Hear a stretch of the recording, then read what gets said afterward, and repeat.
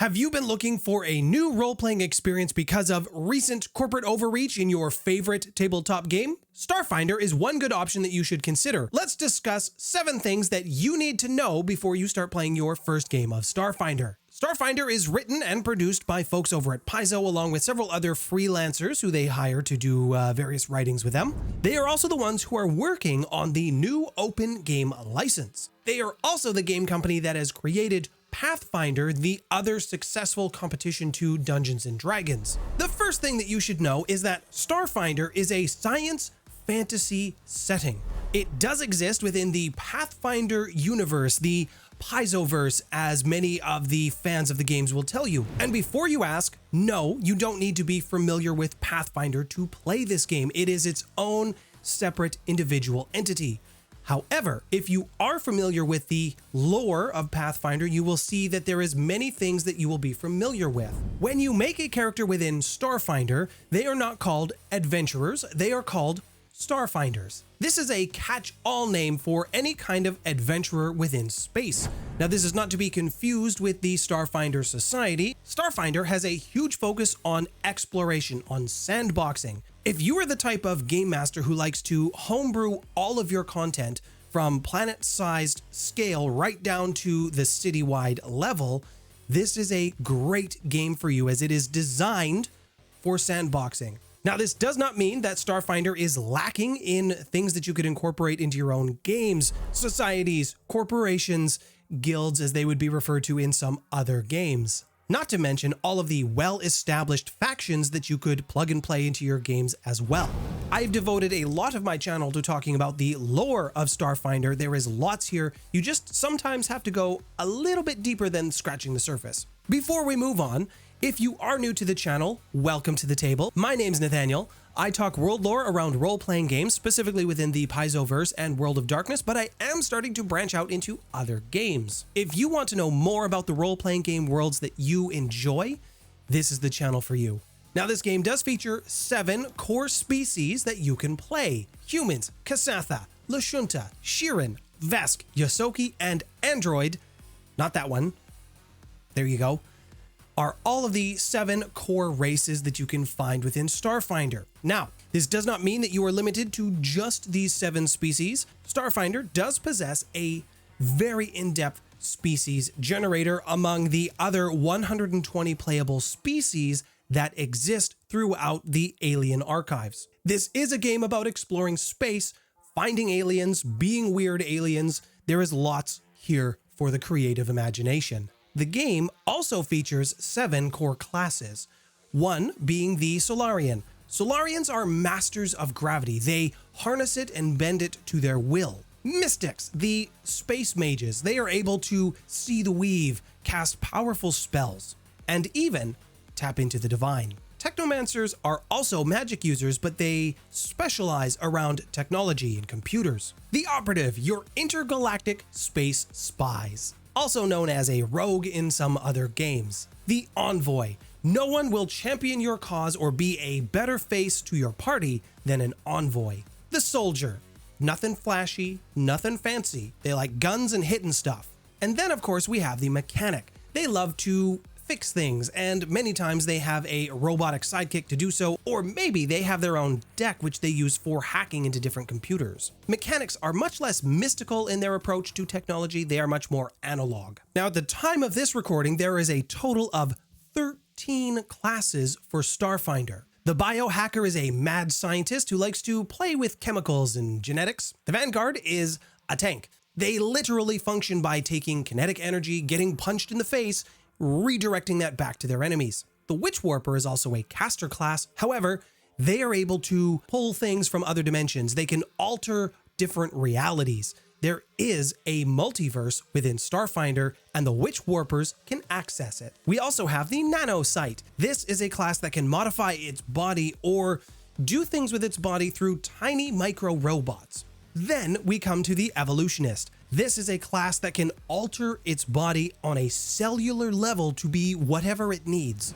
There is also the Precog class, which is your time mage. Lots of choice for classes, lots of unique things that I haven't seen in many other games before. Starfinder's magic system is also a little different to other games as well. It's much more simplified in the sense that you have a certain number of points for each spell level. You know a certain amount of spells, but you can only cast X number of points per level. For example, a level 1 mystic might only have 3 spell points, but they may know 3 or 4 level 1 spells, but they don't have to prepare them in advance. As long as it's in their known list, they can cast the spell as long as they have the points to do so. Starfinder also has a very robust tactical combat system. This system isn't going to be for everyone. It's a little more complicated than some other games on the market right now, but it is still a very rewarding and engaging system when used correctly. Now, layered on top of a good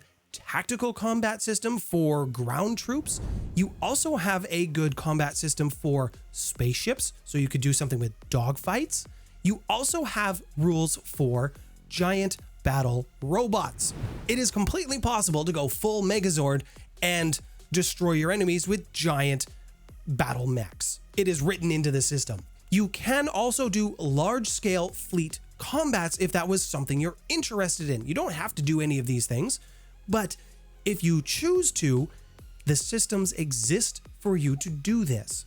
For me, this game, this setting hits all the right notes for fantasy, for science. It blends it all together in a way that just hits all the right notes for myself. It may not for you, but I would encourage you to at least give it a try. For those of you who want to run a more magic heavy, lean more into the fantasy side of things, you can absolutely do that. It's easy to incorporate. For those of you who want to lean more to the technology and less on the magical side, it is also easy to run games like this. You may also be asking, how is this different than Pathfinder? Mechanically, they couldn't be any more different. Starfinder is its own game. It has its own rule systems, which are not the same as Pathfinder 2e.